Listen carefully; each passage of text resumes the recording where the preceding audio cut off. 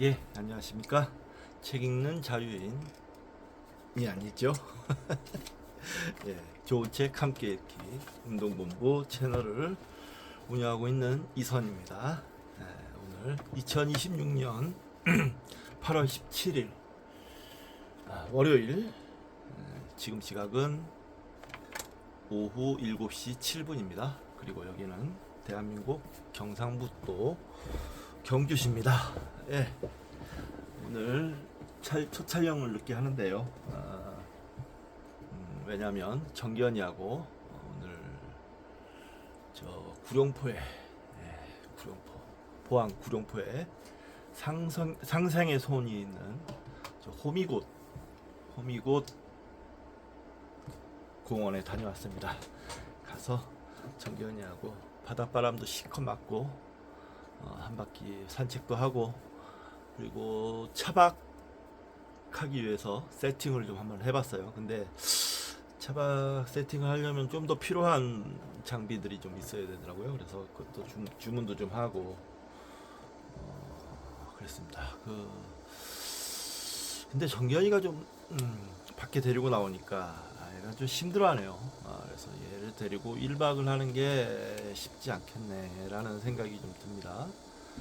많이 힘들어하는 것 같아서 갔다 와서 그냥 뻗었어요. 지금은 잠깐 깼는데 한참 자다가 그래서 정견이 데리고 1박 하는 거는 뭐 좀 생각 좀 해보겠습니다. 어떻게 괜찮을 것 같기도 하고, 예, 한번 해보고 너무 힘들어하면 안 되겠죠. 네. 자, 그렇고요. 자, 월요일인데 내일부터 화요일인데 이제 일을 좀 하긴 해야 되는데 일을 아직 못 잡았습니다. 좀 고민을 좀 하고 있는데 내일 어떻게 좀 괜찮은 일이 있으면 내일이라도 일찍 일어나서 일을 하는 걸로 그렇게 생각해야 되겠죠. 너무 이번 달에 지금 일을 안 하고 있어요. 네. 자, 이번 시간 머니 인류의 역사 오디오북 하겠습니다. 자, 5부 할 차례입니다. 마지막입니다. 5부가 마지막이에요. 인간의 손을 떠난 돈. 금융위기가 반복되는 이유는 뭘까? 그 이유는 간단하다. 책임자들이 실제로는 통제권이 없기 때문이다. 그저께 봤던 영화, 제목이 뭐였지? 슈트 무슨 슈트였는데, 아무튼 그 영화에서도 잘 나왔던데 뭐 책임질 사람이 없었어요. 그 서브프라임 모기지 사태가 일어날 때까지 그냥 마구 그냥 거품들이 일어날 때까지 커져간 겁니다. 중간에 누가 책임지는 사람이 있어서 딱 끊어냈으면 그렇게까지 일이 커지진 않았을 텐데 말이죠. 자, 보겠습니다. 19장 누가 돈을 통제하는가. 화폐 뱅크런. 1992년 12월 북아일랜드의 한 슈퍼마켓 주차장에서 시작된 중고차들의 행렬이 아일랜드 공화국 남쪽 국경까지 길게 이어졌다. 토요타 코롤라, 포드 에스코트, 피아트 미라피오리 같은 중간 소득가에서 흔히 볼 수 있는 차량들이었다. 국경 북쪽에서 감시탑을 순찰하던 영국 군인들은 무슨 일인지 몰라 어리둥절해하고 있었다. 반면 국경 남쪽에 있던 아일랜드 경찰들, 가로 열고 가르다이, 가로 닫고들은 어떤 상황인지 아주 잘 알고 있었다. 그 행렬에 동료들이 섞여 있었기 때문이다. 때는 크리스마스였고 아일랜드 공화국보다 북아일랜드가 술값이 더 쌌다. 그런데 아일랜드 사람들은 술을 좋아했고 12월은 파티의 계절이었다. 그러니 무슨 설명이 더 필요하겠는가?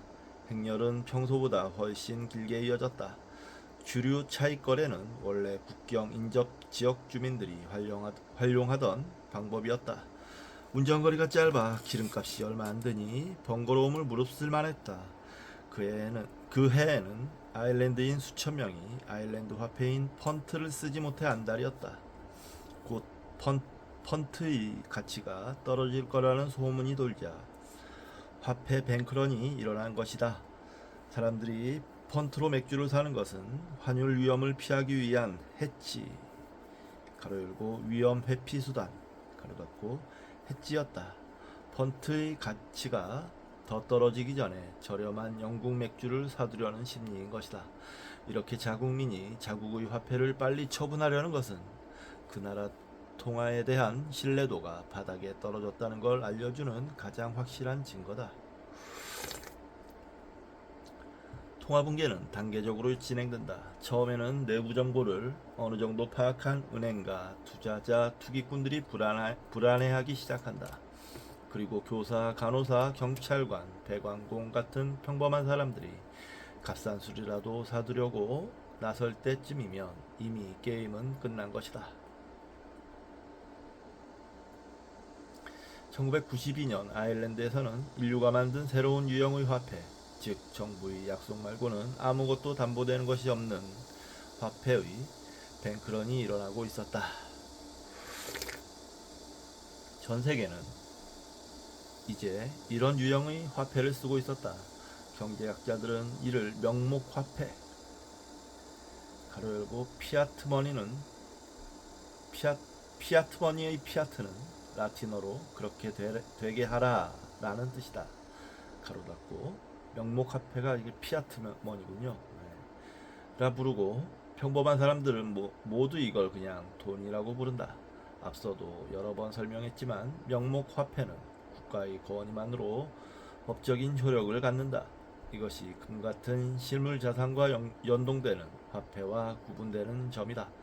이것은 마치 한 국가 안에서만 법적 권한을 인정받는 경찰력과 비슷하다. 예를 들어 캐나다 경찰은 캐나다 안에서만 활동할 수 있다. 만약 캐나다 경찰이 미국에서 누군가를 체포하려 한다면 어떤 일을 당하게 될지 한번 알아보시길. 국가가 발행한 법정 화폐 또는 법정 통화는 해당 국가에 대한 신뢰도 그 국가의 세수와 법률이 뒷받침해준다.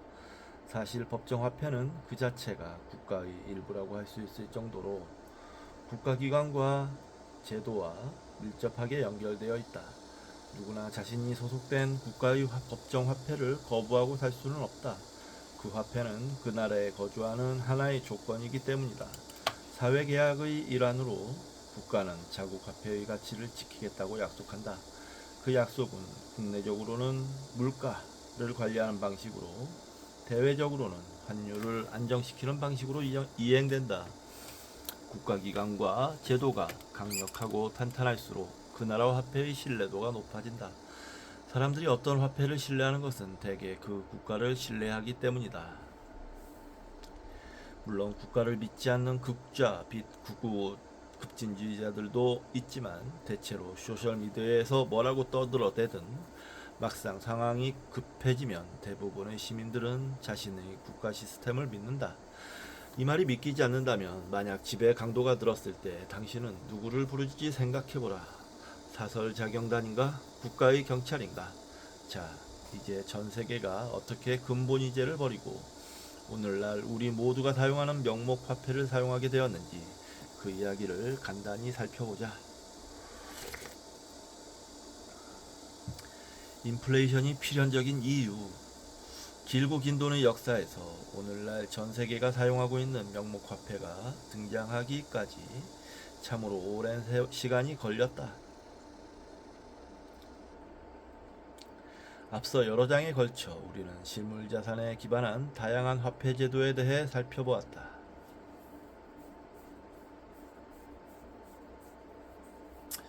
수천 년 전 수메르인들은 세켈의 가치를 곡물 한 줌으로 결정했고 모두가 그것을 인정했다.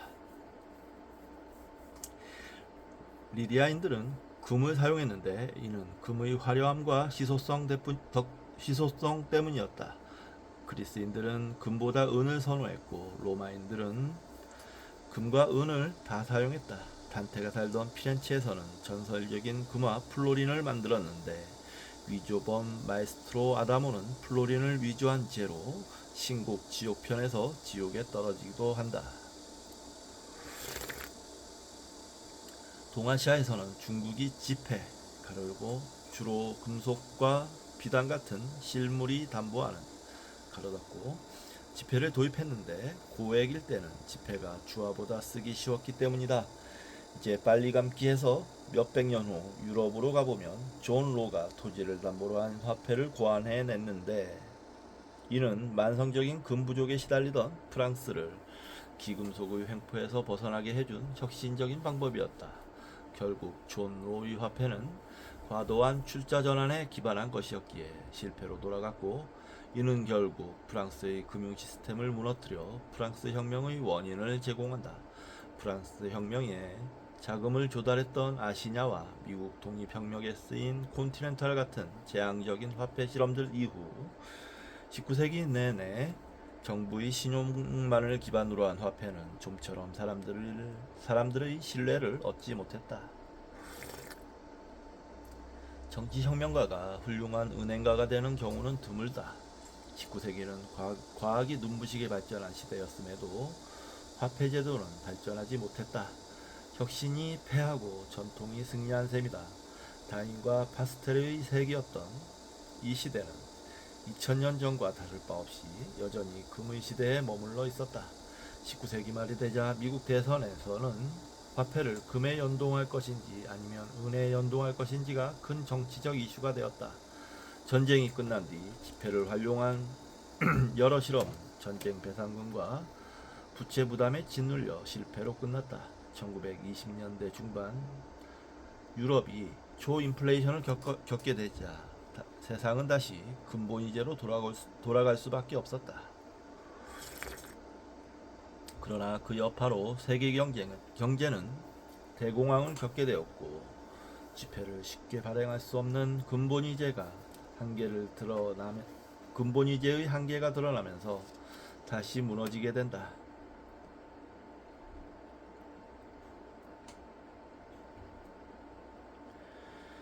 결국 근본이제는 1930년대 중반 루즈벨트에 의해 전면 폐기되었다. 2차 세계대전 기간 동안 미국은 세계 경제의 주도권을 장악했다. 1946년 미국 달러가 세계 질서의 중심이 되자 미국은 다시 한번 달러를 금에 연동하기로 한다. 준 근본이제라 할 수 있는 체제 내에서 달러를 세계 금융 시스템의 기축통화로 만들겠다는 계획이었다. 이 체제는 금으로 인한 제약을 미국 정부가 감수하는 한 잘 작동했다. 하지만 1970년대 초 베트남 전쟁으로 미국의 재정 적자는 한계에 다다랐다. 준 근본이제를 고수하는 것은 전쟁 자금을 조달하는 데 큰 걸림돌이 되었다. 미국은 결국 쌀이공이냐 금이냐 하는 선택의 기로에 놓이게 된다.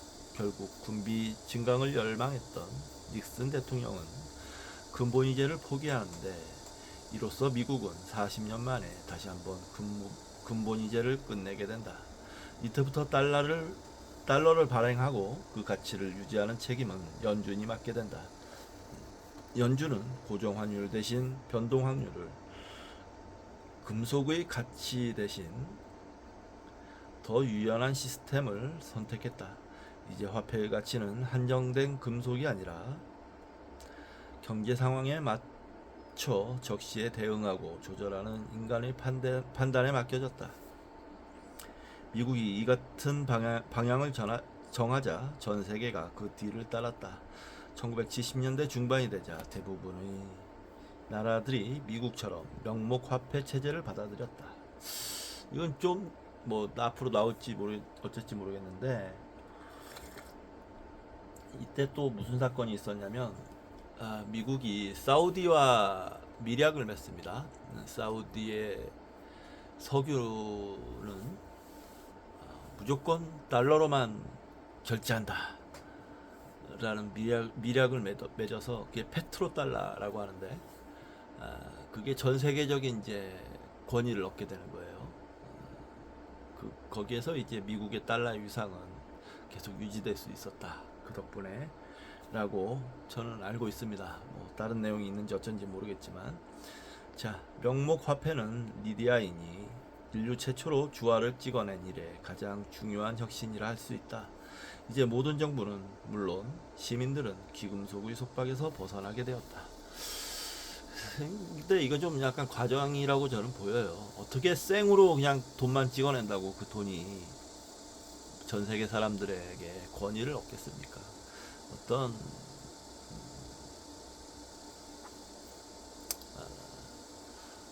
뭐랄까 근본 어떤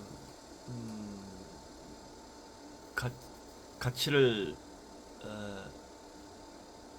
부여할 수 있는 권위를 부여할 수 있는 어떤 배우가 있어야죠. 실물을 통한. 근데 요즘에는 뭐 그것마저도 좀 많이 무너지는 것 같기도 하고 잘 모르겠습니다만, 아무튼 미국 달러가 세계의 기축 통화를 하고 있기 때문에 미국이 힘을 쓰는 건데, 만약 그게 위험해진다면 미국이 무슨 짓을 할지를 모릅니다. 저는 그런 식으로 좀 보고 있습니다. 경제에 대해서. 이 책은 돈이 인간의 삶을 어떻게 변화시켰는지에 초점을 맞추고 있다. 그 관점에서 살펴보면 명목 화폐의 시대가 인류 역사상 가장 활발했던 미국 경제의 확장기와 맞물려 있다는 것은 너무나 당연한 사실이다.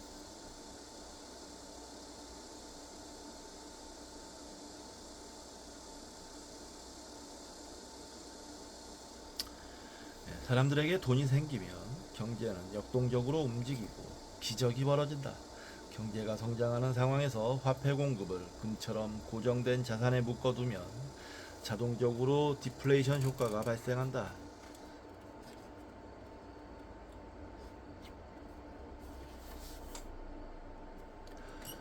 뭐가 됐든 공급을 고정하게 되면 이미 그것을 가진 사람에게는 이익이지만 그렇지 않은 사람에게는 불리하게 작용한다. 화폐도 마찬가지다. 사람들의 소득이 증가하면 화폐에 대한 수요도 함께 늘어나고 이때 공급이 원활하게 따라가지 않으면 화폐의 가치가 올라가게 된다. 이것은 화폐를 제외한 다른 모든 것의 가치가 상대적으로 내려간다는 것과 같은 뜻이다. 쉽게 말해 같은 액수의 돈을 벌기 위해 더 많은 노력을 해야 한다는 말이다. 더 많은 시간, 더 많은 재능을 소비해야 같은 액수의 돈을 벌 수 있다. 이를 현실 세계의 언어로 번역하면 임금 삭감을 받아들인다는 말과 같다. 이렇게 임금이 하락하면 물가도 그에 따라 하락한다. 이런 상황이 지속되면 사람들은 내일 더 싸게 원하는 물건을 살 수 있지 않을까 하는 마음에 소비를 미루게 된다. 대개의 경우 좋은 아이디어를 받아들이는 일보다 나쁜 아이디어를 버리는 일이 더 어려울 때가 많다. 근본이제와 준근본이제는 너무 오랫동안 미련 때문에 버리지 못한 나쁜 아이디어 중 하나였다. 명목화폐 체제에서는 보통 완만한 수준의 인플레이션 목표를 설정한다. 약간의 인플레이션은 디플레이션보다 훨씬 덜 위험하기 때문이다.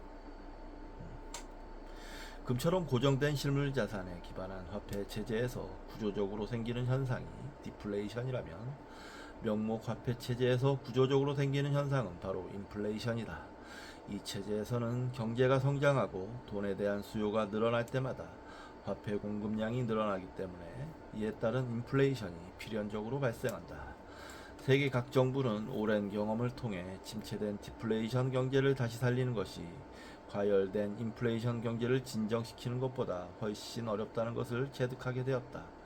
적당한 수준의 인플레이션은 빚을 덜어주는 작용을 한다. 마치 고해성사가 죄를 조금씩 씻어주는 것처럼 인플레이션은 빚을 조금씩 가볍게 만들어준다. 돈을 빌린 사람 입장에서는 인플레이션 덕분에 빚 갚기가 수월해지니 어떻게 보면 좀 더 너그럽고 유연한 방식이라고 할 수 있다. 반면 금에 묶인 통화체제에서 생기는 디플레이션은 채무자에게 무자비한 처벌을 내린다. 일말의 관용도 없는 마치 최후 심판의 날 같은 방식이라 볼 수 있다. 두 마리 말을 타는 기수, 유연한 통화는 경제의 건강 상태를 보여주는 지표다. 만약 화폐 가치가 떨어진다면 그 나라 경제에 근본적인 문제가 생겼거나 생길 것으로 예상된다는 신호다. 화폐에 대한 신뢰가 흔들리고 국가가 부여한 화폐의 가치와 시민들이 실제로 믿는 가치 사이에 차이가 벌어지면 대개의 경우 국내 자본이 해외로 빠져나가는 현상이 나타난다.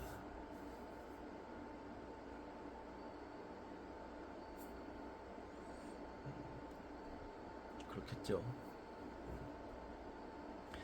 이때 화폐는 거짓말 탐지기처럼 작동한다. 앞서 살펴본 것처럼 중앙은행이 돈을 찍어낼 수 있는 최대치에는 한계가 없다.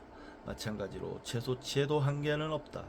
중앙은행의 역할은 이 둘 사이의 균형을 맞추는 것이다. 물론 몇 가지 제약 조건이 있긴 하지만 핵심은 인플레이션을 안정적이고 낮은 수준으로 유지하겠다는 약속이다.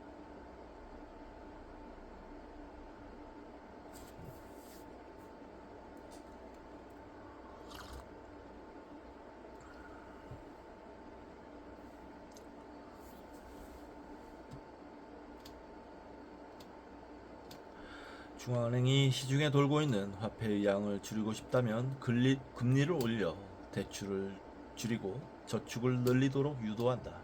이렇게 하면 자연스럽게 통화량이 조절된다. 1992년 나는 사람들이 자국 화폐에 대한 믿음을 잃으면 어떤 일이 벌어지는지 내부에서 목격했다. 그 당시 중앙은행에서 일했던 경험은 그 이후로 화폐, 통화정책, 통화경제학에 대한 나의 가치관에 깊은 영향을 주었다.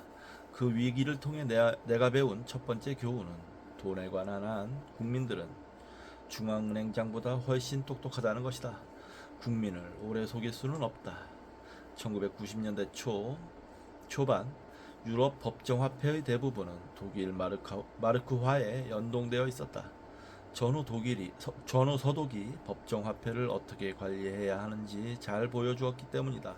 즉 화폐의 가치는 그대로 유지하면서도 경제가 잘 돌아갈 만큼 유동성을 공급했던 것이다. 1920년대 초인플레이션을 겪은 후 새로 탄생한 독일 연방공화국, 그리고 2차 세계대전 종전 후 일반적으로 서독이라고 불리던 곳, 가로 닫고, 공화국은 중앙은행과 국민 사이의 신뢰를 다시는 깨뜨리지 않겠다고 다짐했다. 전후 서독인들은 화폐가 안정돼야 사회가 안정된다는 걸 당연하게 생각했다. 그 결과 서독은 유럽에서 가장 물가가 안정적인 나라가 되었다. 1982년 프랑화 투매 사건, 가로 열고 1981년 미테랑 대통령 당선 이후 진보 정책을 대규모로 실행하자 국제 투자자들이 프랑화를 대량으로 투매한 사건, 가로 닫고, 이후 이길 수 없다면 차라리 같은 편이 되는 게 낫다는 가치관에 따라 대부분의 서유럽 국가들은 자국의 화폐를 마르크화에 연동시켰다. 이렇게 자국의 환율을 마르크화에 고정시키면 독일보다 더 빠른 속도로 화폐를 발행할 수 없게 된다. 독일보다 더 빨리 화폐를 찍어내면 통화량이 늘어나면서 화폐 가치가 떨어지기 때문이다. 이렇게 되면 중앙은행은 금리를 인상할 수밖에 없다. 그래야 외국 자본을 끌어들여 화폐 가치와 고정 환율을 유지할 수 있게 된다. 서유럽 국가들이 마르크화에 자국 환율을 연동한 건 바로 이 때문이다. 핵심 목표는 낮은 금리였다. 그리고 이 전략은 독일의 금리가 상대적으로 낮게 유지될 거라는, 가로 열고, 물가 상승률이 낮게 유지되는, 가로 닫고, 믿음에서 출발했다. 그런데 1989년 11월 11일 베를린 장벽이 무너진 것이다. 아무도 예상하지 못한 일이었다. 이 역사적인 사건 이후 독일은 대규모 차입을 하게 되고 이 때문에 금리는 상승했다. 게다가 독일 중앙은행은 동독의 화폐인 오스트마르크를 도이치마르크와 1대1로 교환하기로 한 정치적 결정이 초래할 인플레이션을 막기 위해 금리를 추가로 인상했다. 그런데 유럽의 모든 화폐가 도이치마르크에 연동되어 있었기 때문에 독일의 금리가 오르면서 다른 나라들의 금리도 동반 상승했고, 이는 서유럽 전역의 금융위기를 촉발했다. 당시 영국은 1980년대 후반 주택시장 붕괴의 후폭풍에 시달리고 있었다. 영국의 재무구조는 너무 취약해서 높은 금리를 감당할 수 없었다. 1992년 9월 16일 파운드화는 평가절하되며 독일 중심의 환율 체제에서 이탈했는데 이 사건이 바로 검은 수요일이다. 더 이상 마르크화와 연동할 필요가 없어지면서 파운드화의 가치는 하락했고 이와 함께 금리도 인하할 수 있었다. 화폐가치 하락은 명목화폐 시스템이 불안정성에 대응하는 방식이다. 이를 근본이제와 비교해보자. 근본이제는 화폐 가치가 떨어질 수 없기 때문에 주택시장 붕괴 같은 충격이 있을 때 오로지 실업, 채무불이행, 파산 말고는 해결책이 별로 없다.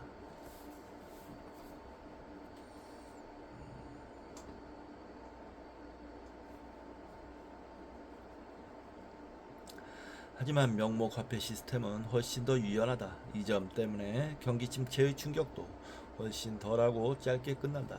1990년대 초 영국에 필요했던 것은 바로 이러한 유연성이었다. 하지만 영국의 조치는 작은 나라 아일랜드를 매우 곤란한 처지에 몰아넣었다. 돈 문제에 있어서 소국은 규칙을 만드는 쪽이 아니라 따르는 쪽이기 때문에 정책을 세울 때 이웃 대국의 행보를 고려할 수밖에 없다. 보통 대국들은 자신들이 내린 일방적인 결정이 주변 국가의 국민들에게 얼마나 많은 불면의 밤을 안겨주는지 전혀 인식하지 못한다. 소국의 통화정책은 매우 까다롭다. 자금의 유입과 유출을 조절하고 국내 금리와 환율을 관리하면서도 동시에 물가를 안정적으로 유지해야 하기 때문이다. 아일랜드는 역사적으로 영국과 경제적으로 깊게 얽혀 있었고 정치적으로는 유럽 대륙과 유대감을 강화하기 위해 애썼다. 비유하자면 마치 두 마리 말을 동시에 타고 있는 기수와 같았다. 한쪽은 영국이라는 말, 다른 한쪽은 독일이라는 말이었다. 두 말이 같은 방향으로 달릴 때는 그럭저럭 균형을 유지할 수 있었지만 방향이 엇갈리기 시작하면 기수의 하반신은 극심한 고통에 빠질 수밖에 없었다. 아일랜드 펀트와도 영국 파운드화처럼 평가절하될 거라는 소문이 퍼지자 아일랜드 당국이 아무리 호소해도 자금은 빠져나가기 시작했다. 아일랜드 중앙은행은 불가피한 상황을 받아들이기보다 아무도 원하지 않는 펀트화를 매입하는데 외환 보유고 전액을 쏟아부으며 맞서기로 했다. 중앙은행은 자본 유출을 막기 위해 금리를 무려 101%까지 인상했다. 그러나 이런 수준의 금리는 경기 침체를 불러올 수밖에 없었고 그로 인해 평가절하 가능성은 오히려 더욱 높아졌다. 그러자 일반 시민들은 무슨 일이 벌어지고 있는지 눈치챘고 너도 나도 당국보다 한 발 앞서 자동차를 몰고 국경을 넘어가 크리스마스 때 마실 값싼 기네스를 사들였던 것이다. 결국 한 달 뒤인 1993년 1월 아일랜드는 펀트의 가치를 스스로 낮췄다. 이 환율 위기에서 내가 얻은 첫 번째 교훈은 시민들은 중앙은행장이 생각하는 것보다 훨씬 똑똑하다는 것이다. 그리고 두 번째 교훈은 돈은 국경을 초월한다는 점이다. 모든 나라는 자국의 화폐가 주권을 갖기를 원하지만 돈의 속성은 그렇지가 못하다. 돈은 절대 고정적이지 않으며 어디든 흘러간다. 아일랜드의 경우를 보자. 헌법상으로는 섬이라는 국경이 존재하지만 돈은 그런 경계를 무시한다. 돈은 어디든 흘러가고 스며든다. 이것은 돈의 근본적인 특징 중 하나지만 정작 돈을 관리하는 사람들조차 이를 제대로 인식하지 못하는 경우가 많다. 또한 이 환율 위기는 내 마음속에 조그만 의심의 씨앗 하나를 남겼다. 이렇게 환율 위기 앞에서 우왕좌왕하는 중앙은행 사람들 가로 열고 내 상사들 가로 닫고이 정말 문제를 제대로 파악하고 있는 걸까? 그렇지 않다면 그들은 다른 중요한 문제들도 잘못 판단하고 있는 건 아닐까?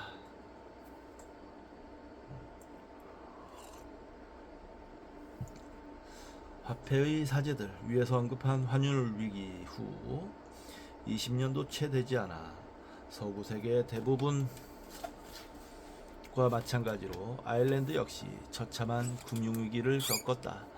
그때 그 패거리가 그대로 국가의 돈을 책임지고 있었다. 불과 16년 사이에 이들은 두 번의 대규모 금융위기를 지켜보기만 했다. 이것은 이 패거리가 돈이란 무엇이며 어떻게 작동하는가를 제대로 이해하지 못하고 있다는 방증이다. 물론 아일랜드 중앙은행만의 문제는 아니다. 그들 역시 돈의 진리를 안다고 믿는 전 세계 경제 엘리트들의 일원이기 때문이다. 그런데 정말 이들 모두가 돈에 대해 결정적인 착각에 빠져 있는 건 아닐까? 젊은 경제학자로서 처음에는 중앙은행에서 이후에는 투자은행에서 근무했던 나 역시 새로운 형태의 돈 시대가 열리고 있다는 사실을 제대로 인식하지 못했다. 이제 돈은 단순히 정부가 찍어내는 종이가 아니라 현대판 브라만 계급인 기술 관료들이 설계하고 관리하는 시대로 접어들었다. 계급 기반의 중세 봉건 시대에 브라만 계급은 지혜로운 해석자로 법을 정하는 현자들이었다. 중앙은행에 화폐 발행이라는 막강한 권한이 주어지면 그 기관을 운영하는 자들 역시 막강한 권력을 쥐게 된다. 중앙은행은 이를테면 화폐의 성소로 그 안에서 브라만 계급은 돈을 만들어내는 의식을 집행하는 사제처럼 행동한다. 중앙은행은 정부의 인가를 받고 운영된다. 이들이 화폐를 발행하고 정부가 이 돈으로 세금을 걷는다고 표방하면 이 돈은 정당성이 부여된다. 세금을 납부하는 게 핵심인데 이 속성이 없다면 당신 지갑 속 지폐는 그저 종이 조각에 불과할 것이다.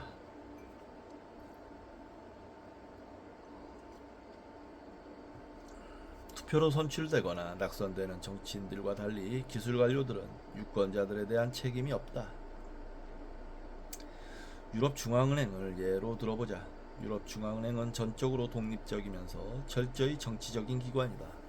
돈이 경제를 움직이고 경제가 정치의 흐름을 결정하는 만큼 돈은 그 자체가 정치적인 것이다.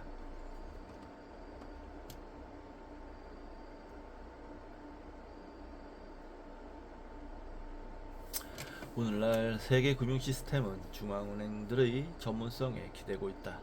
중앙은행의 고위 관료들은 언론과 금융시장을 상대로 자신의 의도를 감춘 채 일종의 지적 밀당을 벌인다. 이 때문에 이들의 발언은 마치 수수께끼처럼 미래를 예언하던 고대 그리스의 델포이 신전 같다는 핀잔을 듣는다. 또 이들은 경제를 평가할 때 도덕적 판단까지 좌우한다. 예를 들어 어떤 나라의 재정이 방만하다, 인플레이션이 심각하다라고 평가하면 그 나라 경제의 평판과 신뢰도는 떨어진다. 자유로운 자본 이동이라는 복음이 전파되면서 전 세계는 서로 얽힌 하나의 경제 시스템으로 변모했다. 자본이 여러 대륙을 자유롭게 이동하는 구조이기 때문에 한 지역에서 어떤 사건이 벌어져도 전 세계에 큰 파장을 미칠 수 있게 되었다. 전 세계가 명목 화폐를 도입하지 않았다면 지금과 같은 세계화 현상은 상상할 수 없었을 것이다. 명목 화폐의 시대는 놀라운 번영을 이끌어냈다. 이 시대는 선진국과 신흥국 사이의 불평등이 완화되고 기술 혁신이 이루어지는 시기와 놀랍게 맞물려 있다. 이를테면 중국 경제도 글로벌 자금이 투입되지 않았다면 이처럼 빠른 시간 안에 급성장하지 못했을 것이다. 전 세계 70억 인구가 아직도 근본이제에 묶여있다고 상상해보면 이해할 수 있을 것이다. 1970년대 이후 세계 문해율은 여성의 경우 61%에서 83%로 남성은 77%에서 90%로 눈에 띄게 상승했다. 저소득 국가 기준으로 보면 학교에 다니지 않는 여아의 비율은 준군본이제의 마지막 해인 1971년에 72%였던 것이 2016년에는 23%로 떨어졌고 남아의 경우에는 56%에서 18%로 떨어졌다. 주 표시가 있습니다.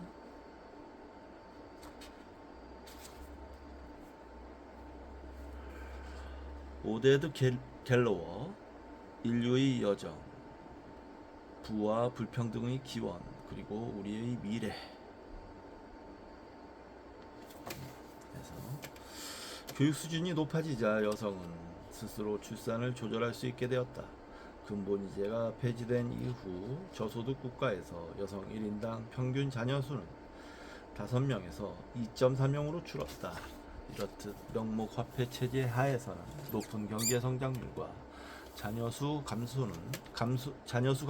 감소는 1인당 소득의 급증으로 이어졌다. 1970년대에는 전 세계 인구의 40%가 세계 은행이 정한 빈곤선 이하에서 살았지만 오늘날 그 비율은 10%로 줄어들었다. 평균 기대 수명은 50대 후반에서 70대 초반으로 늘어났고 유아 사망률도 급격히 감소했다. 금속 기반의 화폐 체제에서 명목 화폐 체제로 바뀌면서 수억 명의 삶이 극적으로 달라졌다. 물론 모든 변화가 명목 화폐 때문만은 아닐 것이다. 기술, 의학, 위생, 교육과 공공정책의 확대 등 다양한 요인이 있다. 그러나 이 모든 변화와 발전은 명목 화폐 체제 안에서 이루어졌다. 인류는 이미 이 화폐 체제 안에서 50년 넘게 살아왔고 그동안 세상은 점점 나아지고 있다. 이것이 바로 진보라는 것이다. 설득력이 있네요. 네.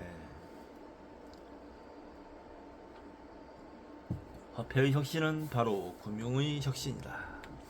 명목 화폐는 인류 역사상 가장 자유롭고 경이로운 기술 중 하나로 그 어느 때보다 더 많은 사람이 돈에 접근할 수 있게 해주었고 경제가 도약할 수 있는 기반을 마련해 주었다.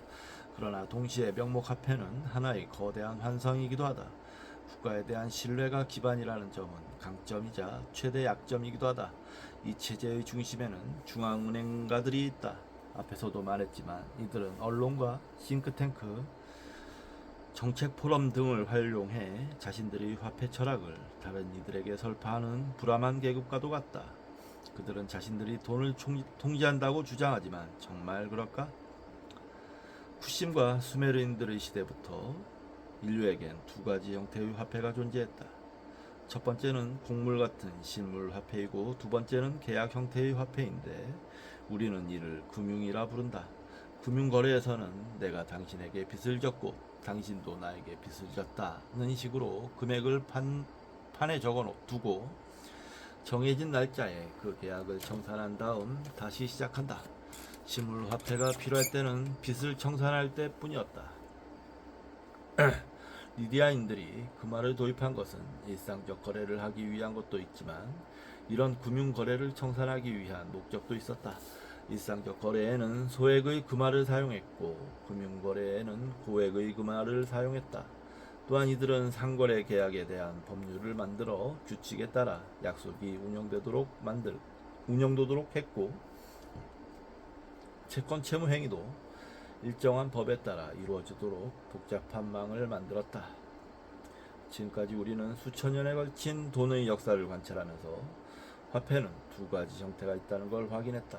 하나는 금이나 국가의 보증 같은 실체에 기반한 화폐이고 또 다른 하나는 상업은행이 만들어내고 상업법에 의해 운영되는 금융이다. 이는 단골집에 외상을 하는 것과 비슷하다.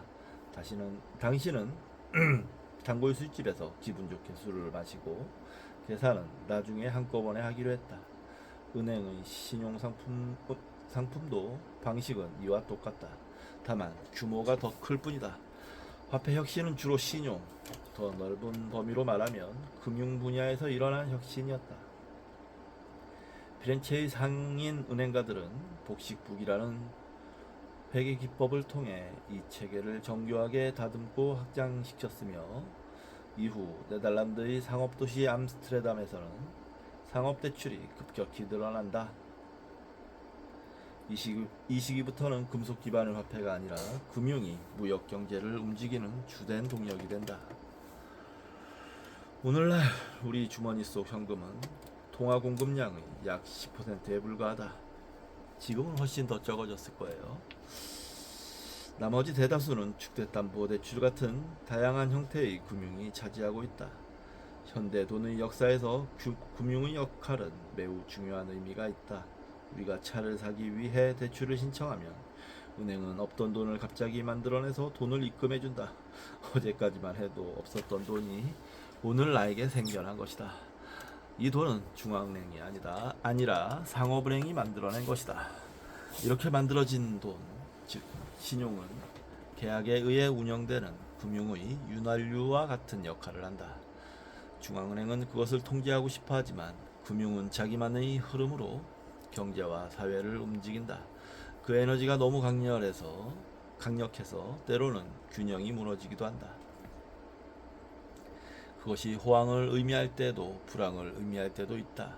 중앙은행은 금융시책이 자신들의 책임이라는 것을 알고 있기 때문에 각 대출기관이 일정한 예금을 중앙은행에 예치하도록 의무화하는 장치를 마련해 놓는다. 그러나 금융은 제멋대로 움직이는 속성이 있기 때문에 쉽게 통제되지 않는다. 어쩌면 우리가 당연하게 생각하는 중앙은행이 상업을 통제한다는 경제학의 전통적 관념은 거꾸로 된 것은 아닐까?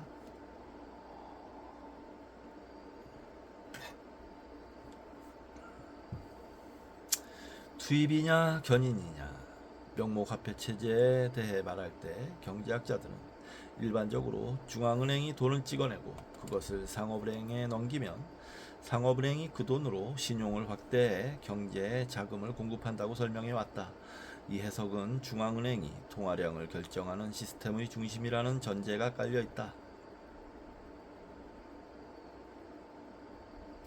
누군가가 모든 것을 통제하고 있다는 점에서 안심이 되는 이야기이기도 하다. 경제학자들이 대학에서 배우는 것이 바로 이런 이야기이다. 이것을 투입설이라 부르자. 투입설에서는 적정한 통화량을 전지전능하신 대제사장들, 즉 경제학자들이 복잡한 경제 모델을 통해 결정한다. 그러면 중앙은행에서 상업은행으로 그리고 다시 경제 전반으로 밀어넣는 방식으로 돈이 공급된다. 언론에서 미 연준에 관한 기사를 읽을 때 우리는 그 기구가 통화의 방향타를 치고 있다는 사실에 안심하게 된다. 하지만 중앙은행과 대형 상업은행 양쪽에서 전부 일해본 나조차도 실제 시스템이 그렇게 작동한다고는 확신할 수 없다. 교과서에서는 그렇게 설명하지만 현실은 전혀 다르게 돌아간다. 중앙은행이 상황을 통제하지 못할 뿐 아니라 무슨 일이 벌어지고 있는지도 제대로 파악하지 못했던 여러 금융위기를 직접 목격한 후 나는 돈의 작동 방식이 교과서와는 정반대라고 믿게 되었다. 이 다른 이야기를 견인설이라고 부르자. 이 가설에서는 중앙은행이 경제에 돈을 투입하는 것이 아니라 경제와 돈에 대한 수요에 의해 견인당한다. 중앙은행이 견인당하면 상업은행은 그 수요를 충족시키는 역할을 수행한다. 상업은행은 중앙은행의 인가를 받아 운영하는 가맹점과 같다. 이들은 수요에 따라 돈을 만들어낸다. 우리가 한참 전 중세 피렌체에서 마주했던 화폐 혁신 제도인 복식부기는 은행이 어떻게 돈을 창출하는지 이해하는 데 핵심적인 개념이다. 모든 자산에는 그에 상응하는 부채가 존재하기 때문이다. 집을 사고 싶으면 우리는 주택담보대출을 받으러 은행에 간다. 은행은 그 돈을 만들어내기 위해 누구의 허락도 받지 않는다. 은행 내부의 신용심사위원회가 당신의 상환 능력이 있다고 판단하면 그 즉시 새로운 돈을 만들어낸다. 이 돈은 당신에게 대출해 주는 것이고 집을 파는 사람에게 지급된다. 은행의 대차대조 표에는 부채가 생기는데 그것이 바로 당신의 명의로 새로 만들어진 예금이다. 이 예금은 곧 집주인에게 이체된다. 그리고 그와 동시에 새로 생겨난 자산도 있다. 바로 당신에게 제공된 대출이다. 이 대출은 집문서를 담보로 하며 당신은 여기에 이자를 지불한다. 이처럼 마치 연금술 같은 과정을 거친 뒤에도 세상에는 여전히 집 한 채뿐이다. 이제 그 집은 당신 소유가 되었고 집을 판 사람은 당신이 받은 대출로 새롭게 만들어진 예금을 소유하게 된다. 이것이 은행 레버러지의 마법이다. 당신은 집을 갖게 되고 판매자는 현금을 받으며 은행은 새로운 자산 가로열고 당신에게 제공한 대출 가로 닫고 와 새로운 부채 가로 열고 판매자가 보유하게 된 예금 가로 닫고를 를 동시에 손에 넣는다. 은행은 이런 과정을 수없이 반복한다. 실제로 은행의 수익성은 자산에서 나오는 수입에 기반하기 때문에 이윤을 극대화하려는 은행 입장에서는 계속해서 대출을 늘리려는 속성이 있다. 게다가 최고 경영자의 보너스가 은행 주가에 연동되어 있다면 설령 그것이 무모한 일일지라도 경영진은 가능한 한 많은 대출을 하려는 유인에서 벗어나지 못한다. 그래서 혹자는 은행을 털기 가장 쉬운 방법은 그 은행을 운영하는 것이다 라고 말하기도 한다.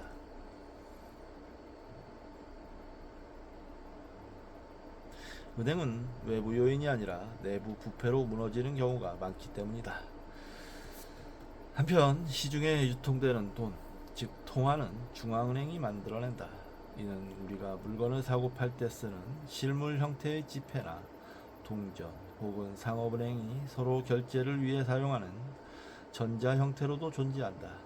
그렇다면 이런 전자화폐는 어떻게 만들어질까? 달러가 세계 기축통화이기 때문에 여기에서는 미 연준을 중앙은행의 예로 들지만 명목화폐 체제는 전 세계 어디서나 동일한 방식으로 작동한다. 미국 정부가 돈을 빌릴 때는 국채라고 불리는 차용증을 발행하는데 이는 주로 상업은행과 금융시장에 팔린다. 중앙은행도 공개시장에서 이 국채를 매입할 수 있다. 중앙은행이 국채를 매입하면 그 대가로 상업은행이 중앙은행에 개설한 계좌에 준비금을 새로 넣어둔다. 이것이 바로 중앙은행 준비금이며 이는 실제 화폐가 아닌 전자화폐 형태로 되어 있다.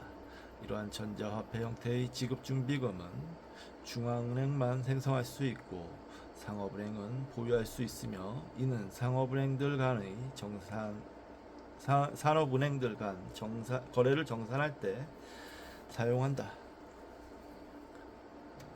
은행들끼리 하는 거래 정산은 실제 현금이 교환되는 것이 아니라 중앙은행에 있는 이 전자화폐를 이용한다.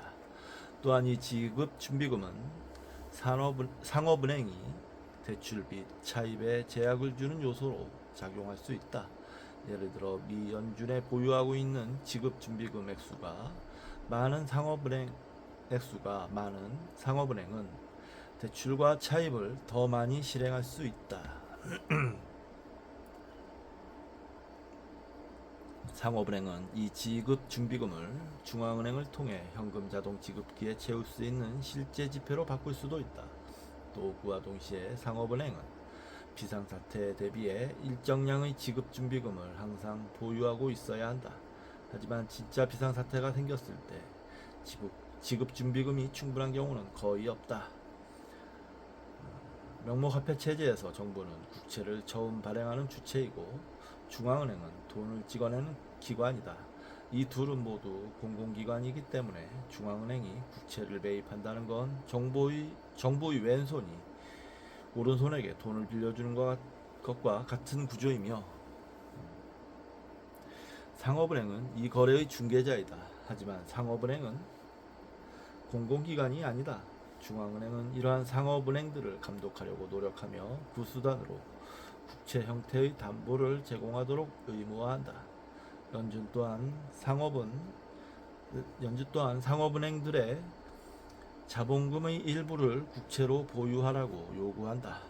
이러한 규정들은 국채에 대한 수요를 만들어낸다. 국채 없이는 상업은행이나 기타 금융기관들이 돈의 게임에 참여할 수 없다. 일단 미국 국채가 연준이 인정하는 최고의 담보 자산이 되고 나면 그 가치는 단순히 미국 정부에 돈을 빌려준다는 의미 이상의 가치가 있다. 미국 국채는 금융 시스템에 참여하기 위해 꼭 필요한 일종의 입장권 역할을 하는 것이다.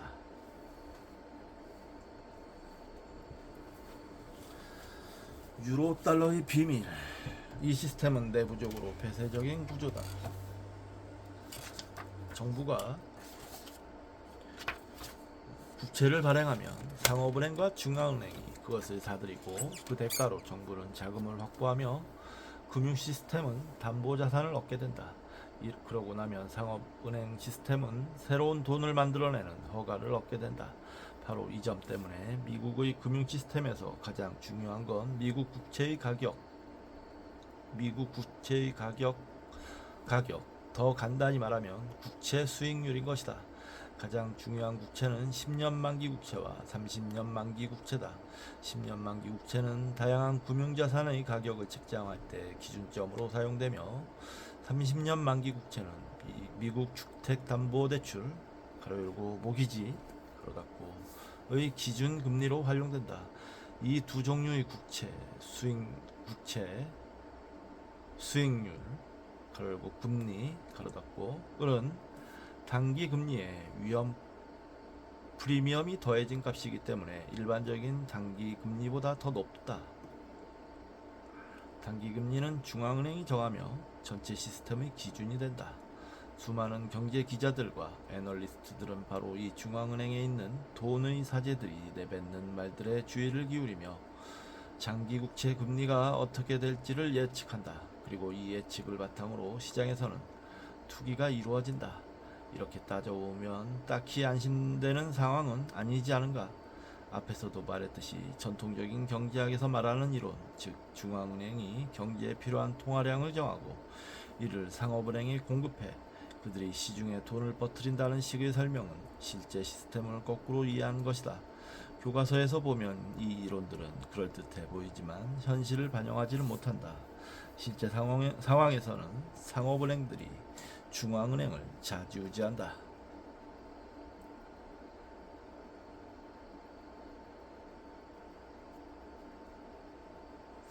또 한 가지 돈이 만들어지는 방식이 존재하는데 연준은 일반인이 이 사실을 아는 걸 원하지 않는다. 그만큼 이 방식은 세상에서 가장 값진 비밀 중 하나다. 돈을 만들어내는 대형 상업은행들은 비장의 무기를 하나 더 갖고 있는데 그것은 바로 유로 달러 시장이다. 유로 달러란 미국이 아닌 해외에서 만들어지는 달러를 말한다. 이름에 유로가 들어가 있지만 유로화와는 아무 관련이 없다. 유로 달러는 2차 세계대전 이후 생겨났는데 그 당시 마셜 플랜으로 유럽의 달러가 대량으로 풀리면서 시작되었다. 이 달러들은 미국 당국의 규제를 받지 않는 은행들, 즉 외국은행이나 미국은행의 해외 지점에 예치되었다. 이 은행들은 달러를 대출해주고 이자를 벌어야 했기 때문에 점점 유로달러 대출 상품을 만들어내기 시작했다. 유로달러 시장은 일종의 평행 자본시장처럼 작동하게 되었고 은행들이 더 많은 대출을 실행하면서 예금이 늘어나고 그 예금이 다시 더 많은 대출로 이어지는 식으로 계속 성장했다.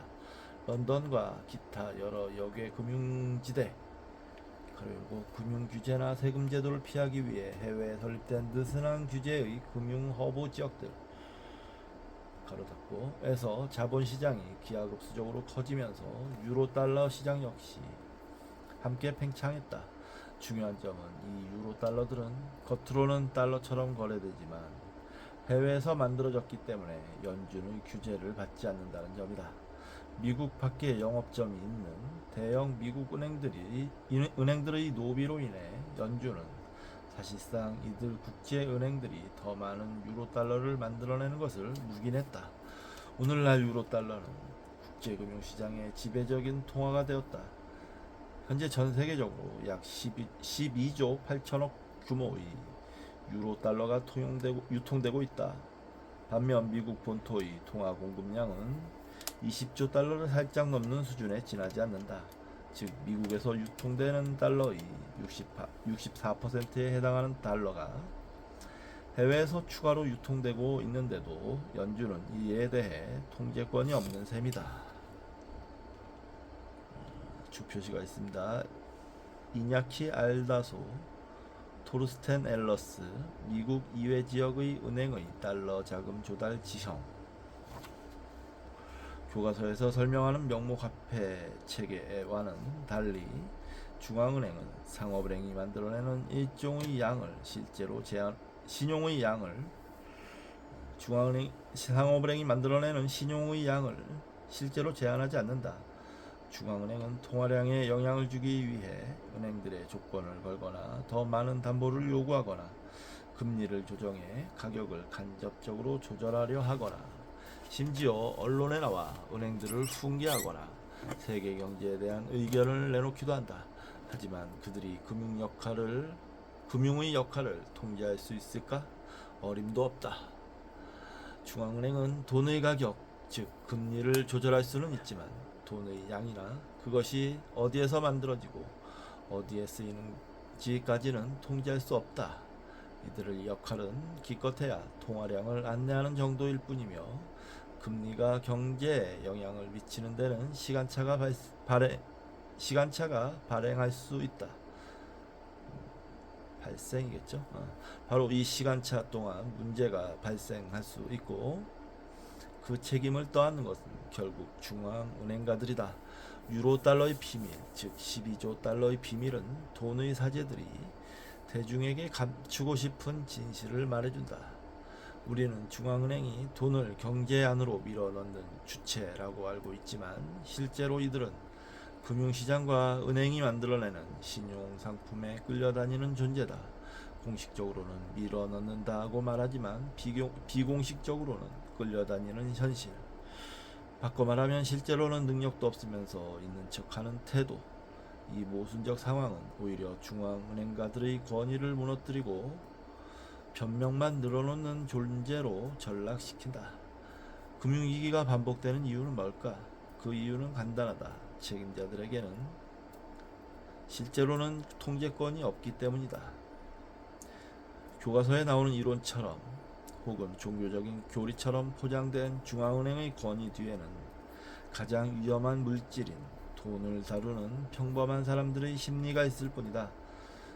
주택담보대출을 알아볼 때는 신용사이클에 의해 금리가 결정된다는 점을 명심하라. 그리고 이 신용사이클은 합리적인 경제학 이론이 아니라 군중의 광기에 더 크게 좌우된다는 사실을 알아야 한다.